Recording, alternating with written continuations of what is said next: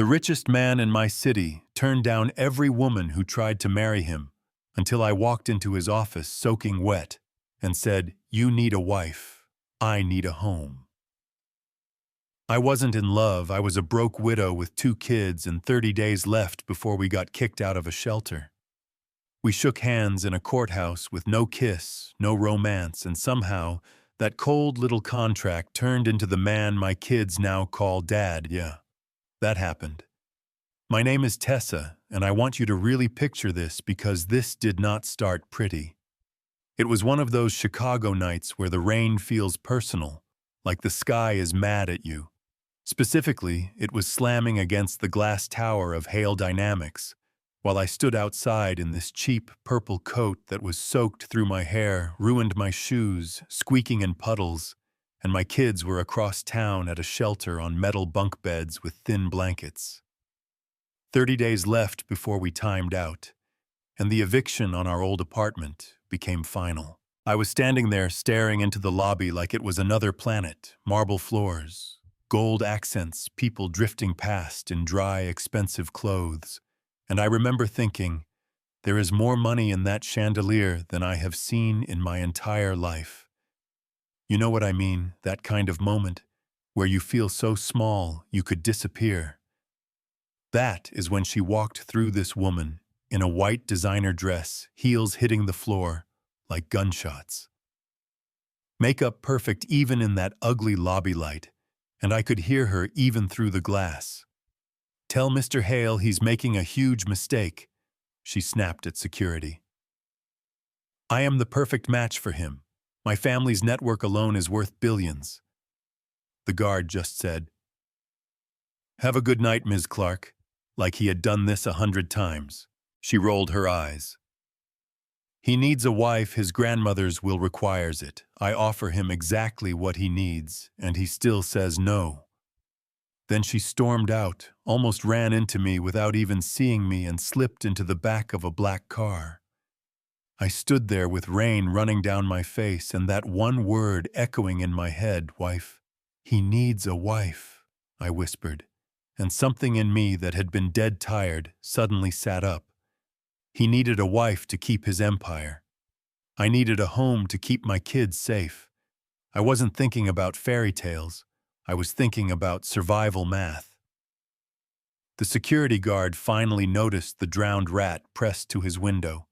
He came over and cracked the door open an inch. "Ma'am, you all right out here? You need to come in." I heard myself say the man she was talking about. "Mr. Hale, is he here?" He looked me up and down, took in the soaked coat, the cheap bag I was clinging to. The look you get when life has been kicking you for a while, and something in his eyes softened. "Top floor," he said slowly. "But he doesn't take walk-ins. He barely takes people with appointments." "Please," I said, and that one word just broke, and I think that is what did it. He sighed like he already regretted it, and pushed the door open. "Elevator on the right. Tell the receptionist Hank sent you. And don't make me lose my job over this." I left a trail of wet footprints across that perfect floor, stepped into an elevator so shiny I could see the mess of my face in the walls, and rode it to the top, my heart trying to pound its way out of my chest. When the doors opened, the receptionist looked like she had stepped out of a magazine, sleek hair, perfect nails, and she kind of froze when she saw me. "Can I help you?" she asked in that professional tone. "I need to see Lucas Hale," I said, trying not to sound as desperate as I felt. "Do you have an appointment?" For a second, I thought about lying, just saying yes and dealing with the fallout later. But lying killed my husband. He took a job on a site that wasn't secure because someone lied about safety inspections, and I promised myself I was done with that. So I said, "No, but Hank downstairs sent me." Her eyes flickered at his name. She picked up the phone, spoke softly, then looked at me like she couldn't believe what she was about to say. "Mr. Hale will see you. You have 5 minutes." His office doors were big dark wood standing open, and he was behind this massive desk, tall, white, maybe mid-30s, dark hair, a little messy, like he had been dragging his hands through it, blue eyes that looked tired more in the soul than in the face. He looked up, took in the fact that I was literally dripping on his floor, and said, "Can I help you? My name is Tessa Brooks." I said, a little voice in my head screaming at me to turn around, "And I heard you need a wife." He actually laughed, one quick, disbelieving sound. "I'm sorry. What did you just say?" I swallowed, stepped closer, my shoes squeaking. "I was downstairs when that woman left.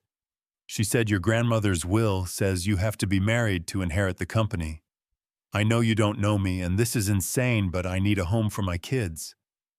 He leaned back, watching me like he couldn't decide if I was crazy or interesting. "So your plan is to walk into a stranger's office and ask him to marry you?" "I'm not proposing love," I said, feeling my face burn. "Every woman in your world wants your money or your name, and they will say whatever you want to hear. I'm not that I'm a widow with 2 kids and 30 days before we're out on the street. You need a wife on paper. I need safety for my children. No lies. No pretending. Just an arrangement that helps us both." He stood, walked to the giant window, stared out at the rain hitting the city, and when he spoke, his voice was quieter. "My grandmother built this company from nothing. She believed in love and marriage and legacy, wrote into her will that I had to get married before I took over. Thought that would force me to open up. What it did was draw every socialite within 100 miles, all of them with perfect resumes and rehearsed affection." He turned back to me. "And you are standing in my office asking me to sign up for being your landlord." "No," I said. "I'm asking you to sign up for honesty. You get your inheritance. I get a roof. You don't have to pretend to love me. I don't have to pretend to love you. We treat this like a business deal. We both know what it is." He watched me for a long moment, then said, "What do you want exactly?" My instinct was to say as little as possible, because that is what poor people are trained to say, but I forced myself to be specific. "A room for me and my kids, food, school, basic expenses, that's it." He repeated it like he was tasting it. "That's all." My throat tightened. "I'm asking for everything. It just looks small from where you stand." The room was so quiet I could hear the rain. He walked back to his desk, hands in his pockets, and finally said, "One condition, Tessa, if I do this. No pride if you need something for those kids. You ask, you don't get to starve yourself quietly in a corner while living in my house, understood? Pride is loud, but hunger and fear and love for your kids are louder." I nodded. "Understood." He gave this little nod like he had just approved a merger. "Then yes, I'll marry you." 48 hours later, I was in a courthouse in a cheap green dress, next to the same man, my kids sitting on a bench behind us, wearing clothes that didn't quite fit, his friend Chris signing as a witness. The ceremony took 7 minutes. There were no flowers, no music. When the judge said, "You may kiss the bride," we shook hands. Instead, I walked out legally. Tessa Hale, and it felt like putting on someone else's coat. The drive to his house was 20 minutes through neighborhoods that got richer with every block. When we pulled up to his place, I had to swallow my gasp. White stone, huge windows, iron gates, perfect hedges. It looked like a movie set, not anywhere I belonged. Inside was marble floors, high ceilings, art that probably cost more than my husband's entire life insurance policy. Lucas said, "You and the kids will be in the East Wing. I'm in the West. Mrs. Alvarez will show you your rooms if you need anything. Ask her." Like we were discussing hotel rooms. "We're not sharing?" I asked before I could stop myself. He raised a brow. "This is an arrangement, Tessa. I'm not going to invade your space. Separate wings keeps it clean." Malik's shoulders tensed. Lila just spun slowly in the foyer, looking at the chandelier like it was magic. I swallowed whatever I wanted to say and nodded. Okay, that's fine. Alvarez took us upstairs, opened the door to Malik's room. First, soft blue walls, big bed, bookshelves, a reading lamp over a little armchair. Mr. Hale said the boy likes to read, so we made sure there's good light, she said with a smile. How did he know I like to read? Malik whispered. He asked me about you, I said, and something in my chest shifted. Lila's room was pink and yellow with a tiny stage in the corner. She gasped, Mama, is that for dancing? Mr. Hale said the little one likes to perform, so he had this built, Mrs. Alvarez said, proud. This man who couldn't look me in the eye at the courthouse had built my kids' rooms based on a 5-minute conversation. I went to bed that night in a master bedroom bigger than our old apartment, and still lying there stiff as a board waiting to wake up back in a shelter. The first month was awkward and quiet. He left before the sun came up, came home after the kids were in bed. We ate dinner at one tiny corner of a giant table I managed the house with. Mrs. Alvarez got the kids enrolled in better schools, learned where the light switches were, tried not to jump every time a door closed, because the idea of all this disappearing in a second felt too real. Then, little stupid human things started happening that made it feel less like a contract and more like something else. I came down one morning, and there was a mug of coffee waiting exactly how I like it, strong. With a splash of cream, he walked in from his run, and I asked, Is this yours? He shrugged, almost shy. I asked Mrs. Alvarez how you take it, figured it might help your mornings. Another day, I was fighting with the tablet that controlled the house, standing in the hallway, swearing under my breath. Why is your thermostat smarter than me? He stepped in close, took the tablet, his fingers brushing mine. You have to go to this menu if you want to change just Lila's room like this, he said, his shoulder right next to mine, his scent all soap and sweat and coffee. And for a second, my brain forgot this was not that kind of marriage. The kids pulled him in faster than he pulled himself. Lila started waiting by the door some evenings. Lucas, look, watch this. And she would spin in wild little circles until she fell over laughing. He'd pretend to be completely amazed every time, and you could see her little heart just glow. Malik found the chessboard in the library one night, stood there staring. Lucas walked by and asked, Do you play? Malik said, My dad was teaching me before he died. And the words just hung in the air heavy. Lucas didn't flinch away. I could teach you the rest if you want, he said. And after a long second, Malik nodded. Okay. A few weeks later, chess nights were a thing, quiet and serious, and my son had this little spark in his eyes again. One late night in the kitchen, I told Lucas about my husband, how he was loud and funny, and sang off-key in the shower, how a busted harness and a lazy safety inspector turned me into a widow in one phone call. Lucas told me about his parents dying in a car wreck when he was 12, and his grandmother being both savior and drill sergeant. We talked about love in that tired way people do when they have seen the worst of it, both of us pretending we were just being practical when really we were protecting bruises. Somewhere in there, he asked me to come to a charity event. It looks better if my wife shows up, he said, and I almost laughed out loud. I don't own anything that belongs within 10 miles of a charity gala. He just said, then we will fix that.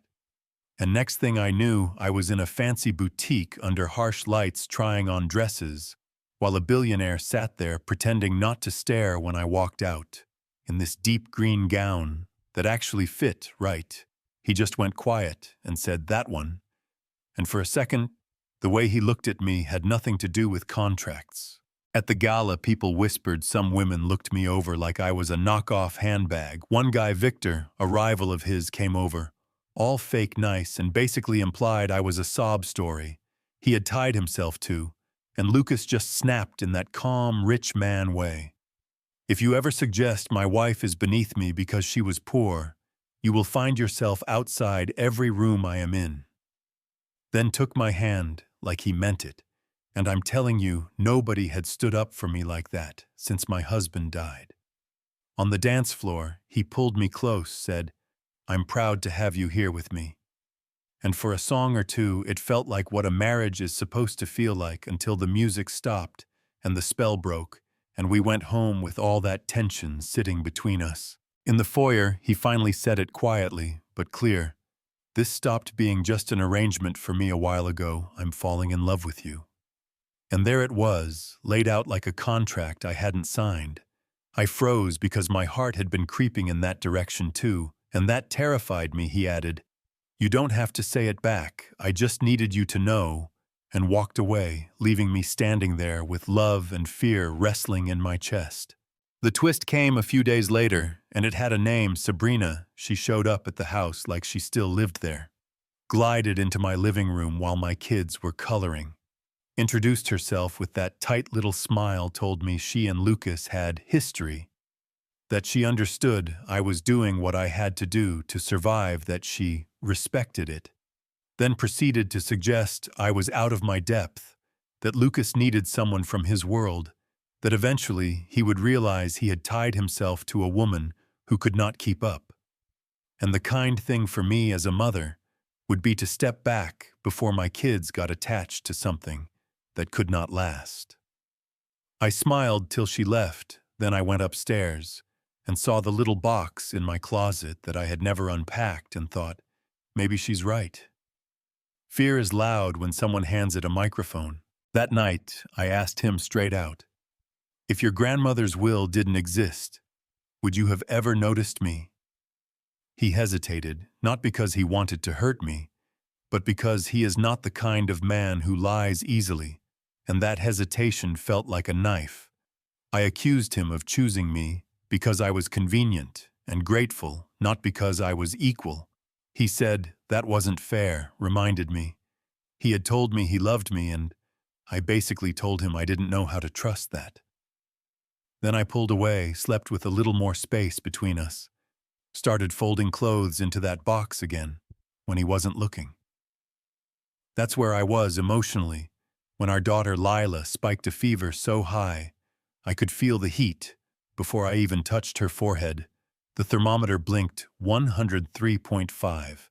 The medicine didn't do anything, and all that pride and doubt went out the window. Mrs. Alvarez said, "I'm calling Mr. Hale." He showed up 20 minutes later. No tie, eyes wide but focused, scooped Lila up like she was made of glass. "We're going to the hospital now." No hesitation. In that ER room with monitors beeping and fluorescent lights humming, and my little girl shivering on a bed that looked way too big for her. All the noise in my head got very, very quiet once the antibiotics kicked in, and she finally started to settle. He sat on one side of her bed. I sat on the other, looking at each other over her tiny body, and I said, "I got used to doing emergencies alone." He said, "You're not alone now." And this time I didn't let that just slip past. I looked at him and asked, "Then what are we doing, really?" He came around to my side, knelt so we were eye level, and did the thing men like him are not trained to do. He hit his pride instead of mine. "I know you're scared." He said, "I know losing Daniel broke your faith in the word forever. But I am not loving you because we signed a paper. I love you because of who you are when no one is watching. Because you walked into my office and told the truth when everyone else gives me performances. Because you made my house feel like a home and made me actually want to be in it." And it wasn't about the ring anymore. It was about the nights he sat with Malik over chess, the way he built a stage for a 6-year-old, the way he showed up at that hospital like there was nowhere else in the world he was supposed to be. All of that hit me at once. I broke. I cried. I told him I loved him too, and that it terrified me. He told me we didn't have to trust forever, just today, tomorrow, the next day. And then he kissed me, not like a CEO sealing a deal, but like a man who had finally stopped running from what he felt. And for the first time since my husband died, loving someone didn't feel like betrayal. It felt like survival in a different form. After that, the arrangement stopped being a word. We could say with a straight face he moved his stuff into my room. We argued over blankets and toothpaste, did normal couple things. He pulled me into his foundation. Work asked me what would have actually helped me back when I was drowning. We designed housing programs for single parents together. I watched him stand on a conference stage in front of his entire industry and say, "Success without people to come home to is empty." Then look right at me while he said he was grateful I knocked on his door. A year after that first courthouse handshake, we had a backyard ceremony with real vows, Malik in a too big suit, Lila tossing petals everywhere, friends from the shelter days standing next to his billionaire buddies, and when the judge said, "You may kiss the bride," this time he kissed me like the whole journey was in that one moment. We signed adoption papers for my kids, and our baby girl was born with his eyes and my stubbornness. Now when people ask how we met, I don't sugarcoat it. I tell them I showed up desperate, and he said yes to something that did not look romantic on paper. Some folks get it. Some judge me, some say I sold myself. Some say he only did it for the will, but they are not the ones who have watched him show up at 3 a.m. with Gatorade when Malik had the flu, or dance like an idiot in the kitchen, because Lila made up a new routine so I don't lose sleep over their narratives. What I care about is this question, and I'm putting it to you because I know a lot of you watching have been in some version of hell too. If you were me standing in the rain, with 30 days before your kids lost the last safe bed they had, would you have walked into that office, was I wrong, to turn marriage into a survival plan? Does the way a love story starts decide how real it is, or can something that began as a cold contract grow into something as real as any fairy tale? Maybe even more real because of the scars it had to grow around. Tell me in the comments what you honestly think. Share your own story if life ever forced you to make a choice. People on the outside will never understand. Hit like, hit subscribe, and let's talk about what survival, love, and right really look like when you are the one holding the kids and the clock is ticking.